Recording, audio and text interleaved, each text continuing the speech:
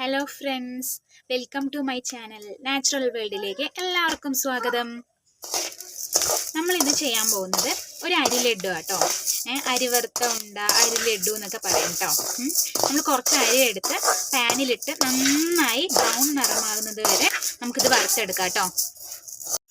നമുക്കിത് 4 മണിക്ക് കട്ടൻ ചായയുടെ ഒക്കെ കഴിക്കാൻ പറ്റിയ ഒരു 4 മണി സ്നാക്സ് ആയിട്ടും കഴിക്കാം കേട്ടോ. ഇത് നല്ല മഴ സമയത്ത് ഈ അരി ലഡു ഒക്കെ കഴിക്കാൻ നല്ല ടേസ്റ്റാണ്. ആ തണുത്തിരിക്കുന്ന സമയത്ത് കട്ടൻ ചായയും ഈ അരി ലഡുവും. ഇപ്പം നമ്മളുടെ അരി നല്ല ബ്രൗൺ നിറമായി വന്നിട്ടുണ്ട് കേട്ടോ. നമ്മളുടെ അരി വറുത്തത് നല്ല ബ്രൗൺ നിറമായി വന്നിട്ടുണ്ട്.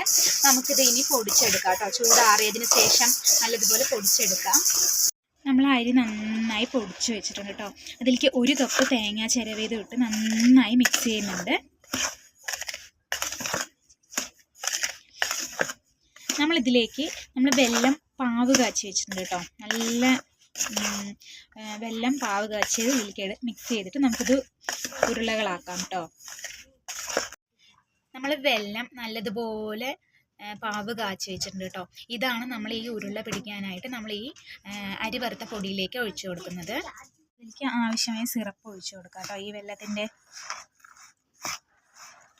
നല്ലതുപോലെ ഈ പൊടിയെല്ലാം നനഞ്ഞ് വരുന്നത് വരെ നമ്മൾ ഇതിൽ ഒഴിച്ച് മിക്സ് ചെയ്യാം കേട്ടോ.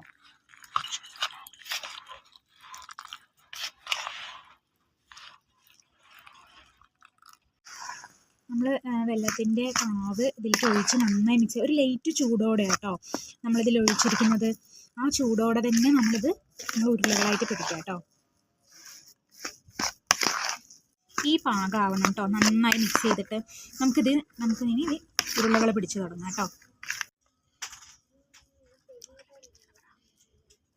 ചെറിയ ചെറിയ ബോൾസ് ആക്കുക കേട്ടോ ഫ്രണ്ട്സ്. ഈ ഒരു വലിപ്പത്തിലുള്ള ബോൾസ് ആക്കി വയ്ക്കാം നമുക്കിത്.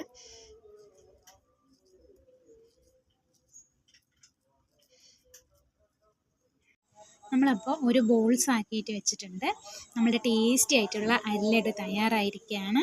എല്ലാവർക്കും ഇഷ്ടമായി എന്ന് വിചാരിക്കണം. ഇഷ്ടമായാൽ ലൈക്ക് ചെയ്യണം, സബ്സ്ക്രൈബ് ചെയ്യണം മറക്കരുത് ഫ്രണ്ട്സ്.